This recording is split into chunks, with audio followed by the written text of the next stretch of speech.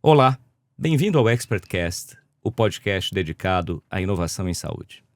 Eu sou Gustavo Meireles, vice-presidente médico da AFIA, médico radiologista e fundador da comunidade Inovação em Saúde, e é um prazer tê-lo conosco para mais um episódio do nosso podcast. Aqui nós falamos sobre as principais tendências que estão transformando a saúde, como inteligência artificial, novas terapias, monitoramento remoto de pacientes, biotecnologia, entre diversas outras. E para o episódio de hoje, eu tenho a honra de receber o Dr. Álvaro Avezum. O Álvaro é um amigo, diretor do Centro Internacional de Pesquisa e head de cardiologia do Hospital Alemão Oswaldo Cruz. Além disso, é professor livre-docente do Departamento de Cardio e Pneumologia da USP, é pesquisador associado internacional no Population Health Research Institute da McMaster University, no Canadá, e é introdutor da medicina baseada em evidências no Brasil. Ao longo da última década, além de tudo isso, o Álvaro tem sido o pesquisador mais citado no Brasil, segundo a Thomson Reuters e a Clarivate. Álvaro, seja muito bem-vindo ao ExpertCast. Eu tenho uma grande honra de recebê-lo aqui hoje para a gente falar sobre longevitalidade. Muito obrigado. Muito obrigado, Gustavo. Na verdade, o prazer é meu nesse diálogo, compartilhamento de conhecimentos para um impacto populacional. Muito obrigado pela oportunidade e certamente vamos ter um ótimo diálogo aqui. Não tenho dúvidas disso. A gente já teve um papo ótimo recente, estávamos falando ali sobre pesquisa clínica, que é um tema para o futuro que a gente vai conversar aqui também. Mas gostei muito quando começamos a falar de longevidade, que foi o tema que eu usei, e você falou, Gustavo, mais do que isso, é a longevitalidade.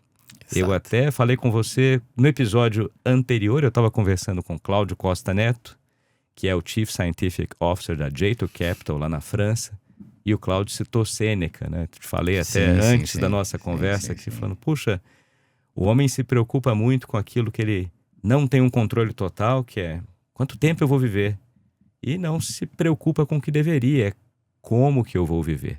Exato. Então eu já passo para você e para você nos contar um pouco mais sobre esse conceito, né? O que é a longevitalidade, até onde eu sei um neologismo, né? Que foi criado, mas que funcionou muito bem. Eu vou passar a palavra para você nos contar um pouco melhor. Tá ótimo. Bem, Gustavo, a longevidade é uma busca que o ser humano tem há milênios, né? Então, essa busca de viver mais não é nova. O que nós temos hoje é que, com o conhecimento cada vez mais abundante, nós passamos a ter opções de prolongarmos a nossa expectativa de vida. Então, isso está, né, como nunca esteve ao nosso alcance por medidas de estilo de vida.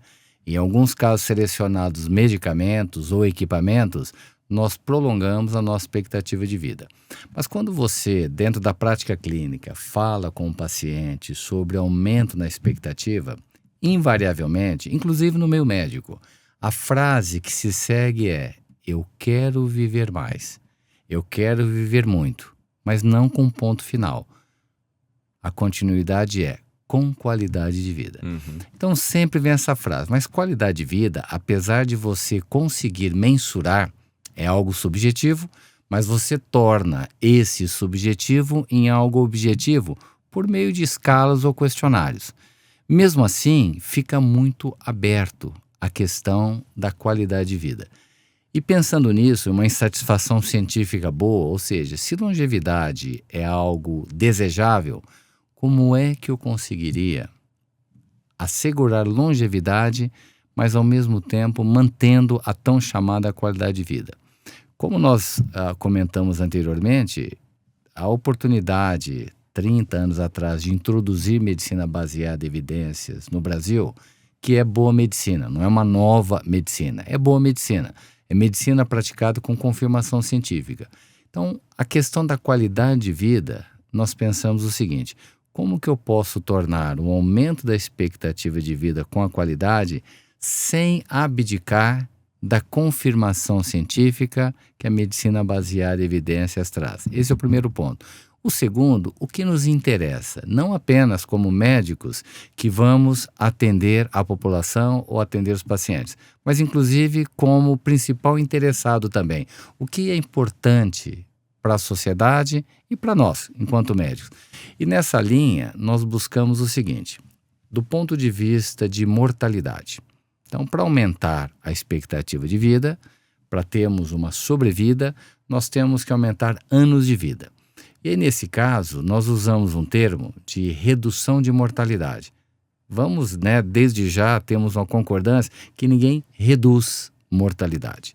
O que a gente consegue, e o que é muito bom, diga-se de passagem, é você reagendar a data da morte. Uhum. Então, nós usamos um termo assim, como eu posso conseguir um late check-out na minha existência? Então, esse reagendamento, você fala, mas é possível? É possível porque o que está acontecendo é mortalidade precoce, especialmente na área cardiovascular. Então, a morte por doença cardiovascular, que é a causa número 1 de morte aqui no Brasil, 42% de países como o Brasil, a principal causa é cardiovascular e 30% câncer. Já o mundo desenvolvido, de países de alta renda, 25%, 23% é cardiovascular, ela reduz, mas câncer vai para 55%. Então, a mortalidade cardiovascular, ela acontece em idade precoce. Então, seria possível, com prevenção, você reagendar. Então, você tem um aumento na expectativa de vida. E nós temos dados da literatura, fica na sequência para conversarmos, quais são os fatores que, se nós trabalharmos, identificar e trabalharmos esses fatores, eu posso aumentar a expectativa de vida. Hoje, 70% das causas de morte precoce são passíveis de intervenção. Então, apenas dando um número, temos aí aproximadamente 1.200.000 mortes no Brasil por ano. Seria possível um reagendamento, uma data posterior da morte, em torno de 850.000 mortes. É muito. Nunca nós tivemos tanto conhecimento para ser aplicado. Mas isso é sobrevida. E como eu disse, a qualidade de vida, nós desmembramos da seguinte maneira. Primeiro, reduzir mortalidade precoce está aqui. Mas eu tenho que reduzir eventos que nem sempre são fatais. Quais são os eventos? O mais prevalente no Brasil, infarto agudo do miocárdio.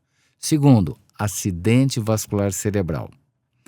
Terceiro, insuficiência cardíaca, a hospitalização.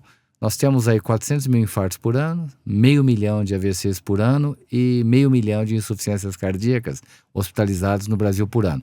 Então, esses eventos, mais câncer, nós buscaríamos a redução também. Então, eu aumento a expectativa de vida e eu reduzo a ocorrência de infarto. 90% do risco de infarto é passivo de prevenção. Evitamos AVC, 90% do risco de AVC é passivo de prevenção. Tudo baseado em evidências. Insuficiência cardíaca, temos maneiras de prevenir por meio de tratamento de fatores de risco. E aí, câncer, temos vários tratamentos, mas você consegue atuar em fatores modificáveis para prevenir a ocorrência de câncer como um todo. Associamos a isso também maior autonomia, que é ganho de força muscular. Atividade aeróbica é preditor de aumento de sobrevida, menos infarto, menos AVC, mas ganho de força muscular também impacta na nossa sobrevida e numa taxa menor de infartos e AVCs. E a autonomia importa em qualquer idade, inclusive numa idade mais avançada. Menor declínio cognitivo. Essa é uma questão muito frequente, quando as pessoas dizem, olha, eu quero viver mais, mas com cabeça boa. Como se fosse uma dádiva que vai acontecer sem a gente se esforçar para prevenir. Não vai. Então, declínio cognitivo, que é sinônimo de demência, a demência pode ser passível de prevenção em 60% dos casos. A sociedade precisa ter acesso a isso. 60% dos casos de demência são passíveis de serem prevenidos por controle de 9 fatores de risco. E, por fim, então comentamos, expectativa de vida aumentada, menos eventos cardiovasculares e câncer, mais autonomia, menor declínio cognitivo. E, por fim, desfechos associados à espiritualidade. não é religião, não é religiosidade. Os desfechos, vou dar alguns exemplos que são baseados em evidências científicas da literatura. Por exemplo, propósito de vida. Ter propósito de vida reduz mortalidade precoce. Ter satisfação com a vida reduz mortalidade precoce.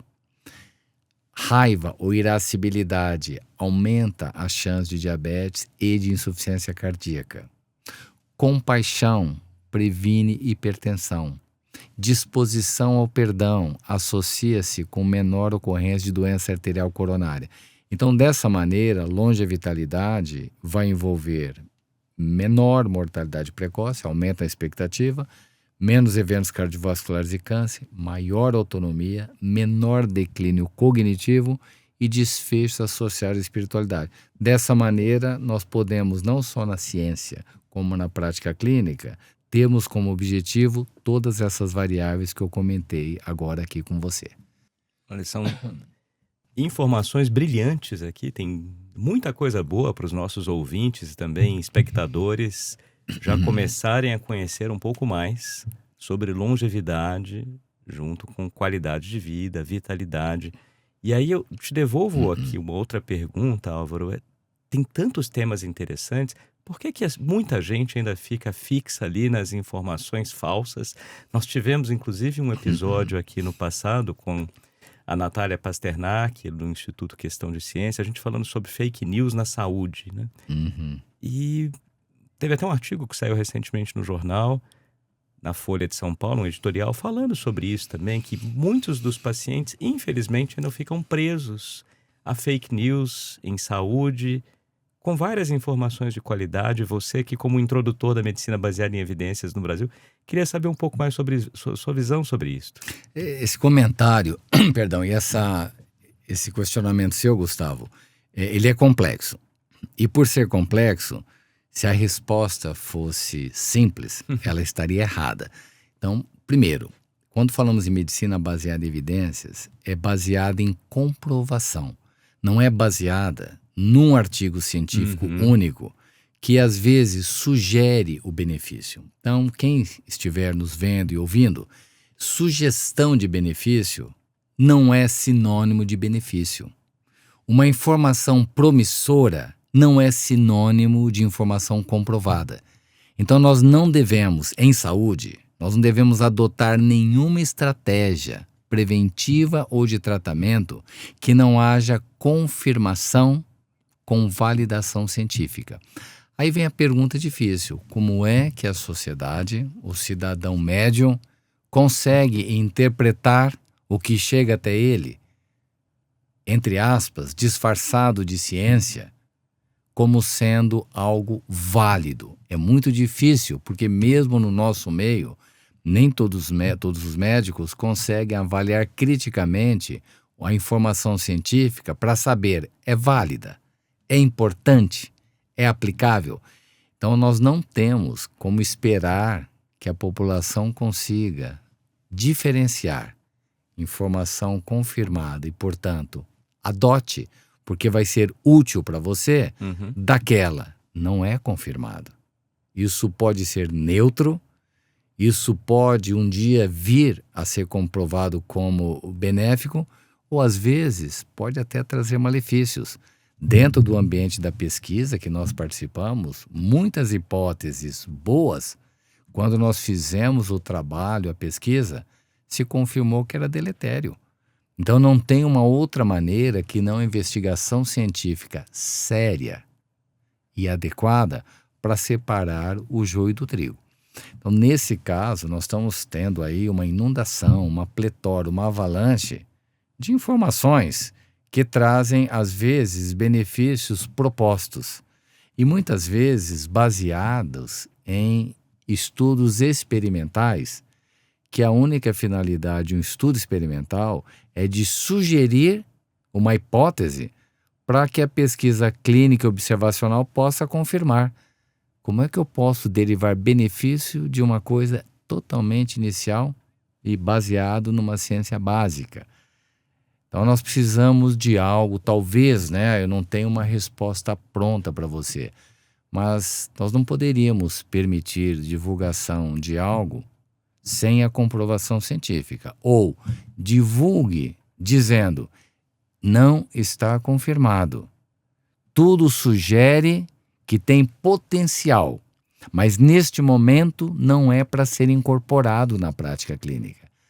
Porque nós não podemos trocar o certo pelo duvidoso, o certo pelo errado.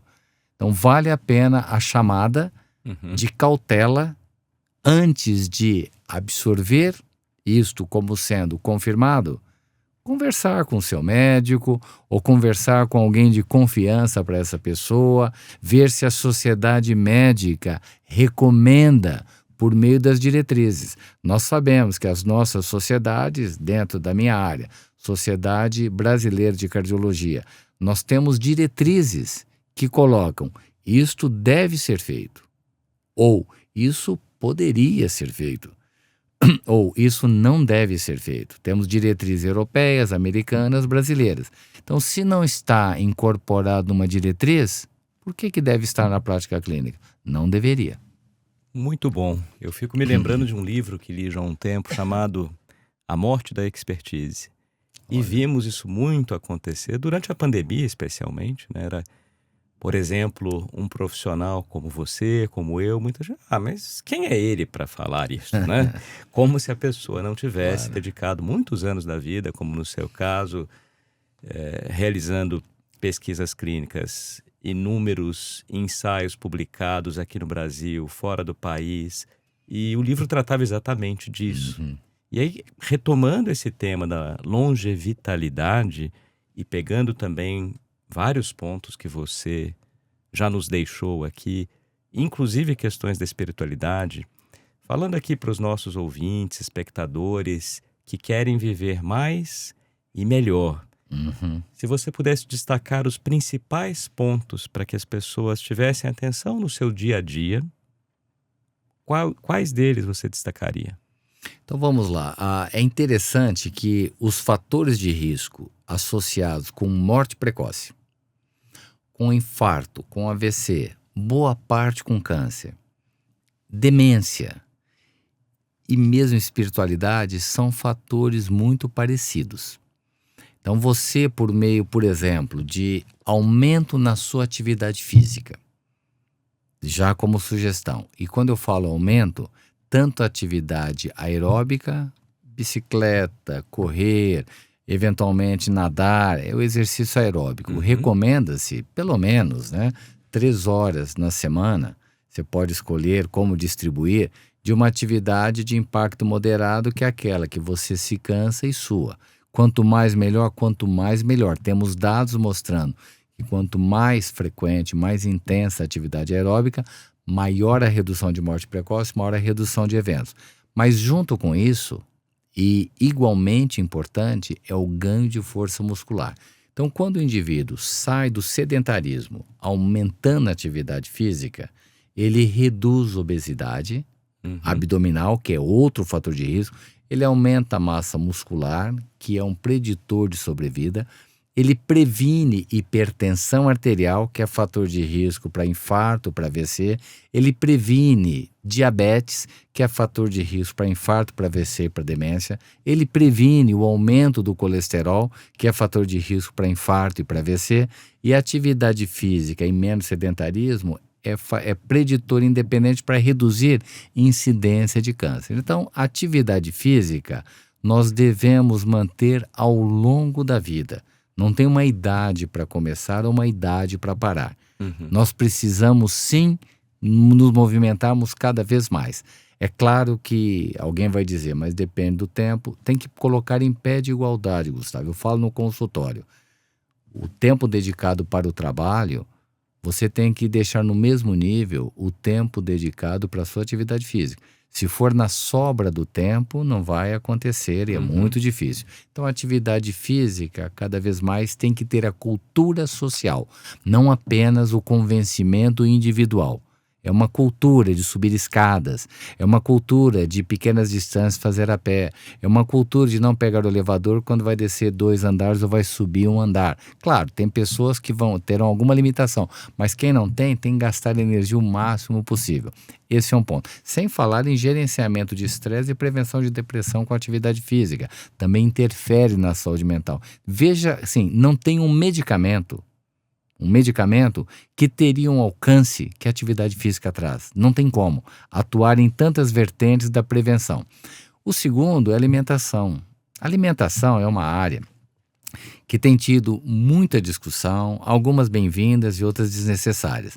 Mas alimentação saudável ou uma alimentação prudente, ela é outro preditor do nosso adoecimento ou não adoecimento. O que nós temos do estudo PURE, P-U-R-E, que é o maior corte prospectivo do mundo, são 300 mil indivíduos, seguidos já por 16 anos. No Brasil, nós coordenamos esse projeto e ele está trazendo informações preciosíssimas em termos de aumento da sobrevida e redução de adoecimento em todos os níveis. E quando nós avaliamos alimentação no PURE, nós avaliamos em mais de 100 mil indivíduos, seguidos por 10 anos, com dezenas de milhares de eventos. Nós não olhamos nada cosmético, nós não olhamos nada substituto, nós fomos direto no ponto. Reduz eventos, permite um aumento na nossa expectativa de vida. E de maneira simplificada, nós temos que carboidrato, quando o consumo é exagerado, e assim, veja o total que nós precisamos de energia em 24 horas. Se nós buscarmos isso do carboidrato acima de 40% do total, isso não vai ser benéfico. E quando comparamos quem consome mais carboidrato com quem consome menos carboidrato, quem consumia mais apresentava um aumento de 28% em mortalidade. Carboidrato em excesso. Segundo, gordura animal mostrou impacto positivo na redução de mortalidade, não gordura trans, gordura animal. Proteína, impacto positivo. Frutas e legumes diariamente, redução de mortalidade também. Então, uma alimentação saudável que privilegia alimentos in natura ou minimamente processados. E quando processados em quantidades menores, isso vai na direção correta. Ultraprocessado não tem nada que mostre que vai na direção correta. Aumenta infarto, aumenta AVC, aumenta a demência, interfere na saúde mental, aumenta câncer. Não tem como o indivíduo ter uma expectativa de vida aumentada com uma alimentação não desejável. E uma alimentação saudável, você vai prevenir obesidade, você vai prevenir hipertensão, dislipidemia, diabetes, vai tudo na direção certa. Então aqui, 2 dicas, atividade física e alimentação saudável. O terceiro ponto é cessação de tabagismo. Essa é a maneira mais simples de impactar na redução de milhões de mortes no mundo. Cigarro, preditor independente de infarto, de AVC, associado à demência, associado a câncer. Então, cessação de tabagismo, atividade física e alimentação saudável. Com isso, você poderia falar, mas a população já sabe disso? Boa parte sim, toda parte não. Segundo, a população sabe dos benefícios se fizer isso? Muito provavelmente não, desse benefício. Mas o que é o difícil nisso? Por que isso não está plenamente implementado no nosso dia a dia? Por que temos dificuldades em mudarmos para melhor ou retornarmos ao que éramos em relação ao estilo de vida? Maior gasto energético, alimentação mais saudável e não fumar. Temos que pensar o seguinte, o modelo atual da sociedade é um modelo de adoecimento. Então, o modelo que melhor explica por que nós adoecemos, tanto do ponto de vista cardiovascular como câncer, é o chamado modelo da má adaptação à sociedade urbana atual. Então, no início, o indivíduo saiu da zona rural, ou uma cidade de menor porte, para a cidade. Temos ganhos iniciais com vacinas, com saneamento, mas do ponto de vista de atividade física, ficamos sedentários. Do ponto de vista de alimentação, alimentos calóricos, muitas vezes ultraprocessados. Forte carga estressora, estresse mesmo, estresse emocional. O que você espera quando nós estamos sedentários, alimentação não adequada, tabagismo e carga estressora? o nosso organismo vai reagir. Reagir de que maneira? Obesidade, diabetes, dislipidemia, que é o colesterol alterado, e pressão alta. É uma questão de tempo para ter a eclosão da doença cardiovascular e do câncer. E por fim, além desse estilo de vida, eu colocaria, em casos indicados, você tem tratamento da hipertensão arterial, tratamento do colesterol alterado, tratamento do diabetes, que trarão benefícios, inclusive, de aumento na expectativa de vida e menos eventos. E o que é pouco comentado e talvez cada vez mais nós precisamos discutir é saúde mental. Nós estamos vivenciando uma crise que está escalando-se cada vez mais de uma saúde mental comprometida que é transversal. Tem crianças, adolescentes, adultos jovens, meia-idade e idosos. Nós estamos assim, a sociedade tem mais estresse emocional do que tinha antes, mais ansiedade, mais depressão e, importante salientar, o nosso ao redor, o nosso entorno, é muito difícil modificarmos. Tudo bem. Então, o que se discute é enfrentamento positivo, ao invés de negativo, das situações adversas do cotidiano. Isso tem a ver com espiritualidade. Tem pessoas que numa situação adversa, um problema, seja familiar, seja de trabalho, na sociedade, eles têm tolerância, eles expressam gratidão, eles viram a página, eles não reagem mal, às vezes estão dispostos a perdoar para reiniciar. Então, o enfrentamento positivo é uma das maneiras de nós trabalharmos com prevenção de adoecimento num mundo complexo que é esse da atualidade. Poxa, uma verdadeira aula aqui para a gente começar. Essa foi a primeira metade do nosso episódio com o Dr. Álvaro Avezum. Inúmeros aprendizados e vamos continuar falando sobre eles aqui na próxima metade. E você falou, inclusive, da questão da informação, né? Infelizmente, muitos e muitas dos brasileiras não sabem esses pontos que o Álvaro está trazendo aqui. Esse é um dos objetivos do ExpertCast, conseguir levar informação de qualidade sobre inovação na saúde e outros temas que são correlatos para o maior número de pessoas. Então, se você gostou do ExpertCast, divulgue com seus colegas, publique nas suas mídias sociais, avalie o programa, nos dê 5 estrelas na sua plataforma preferida de áudio ou vídeo e assim nós conseguimos garantir que a informação chegue para um número maior de pessoas. Álvaro, muito obrigado pela presença. Vou te receber em breve aqui para a gente continuar esse ótimo papo. Muito obrigado, Gustavo. Excelente oportunidade. Olha, e para você que está nos seguindo, se gosta do tema de inovação em saúde, não deixe de acompanhar também a comunidade de inovação em saúde.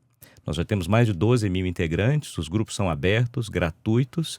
Acesse inovaçãosaude.com e ali você encontrará os links para a nossa página no LinkedIn, no Instagram e para os grupos no WhatsApp. O ExpertCast é um podcast que tem o apoio da Agfa Radiology Solutions e tem a produção da SoulPods. Muito obrigado pela companhia e até o próximo episódio.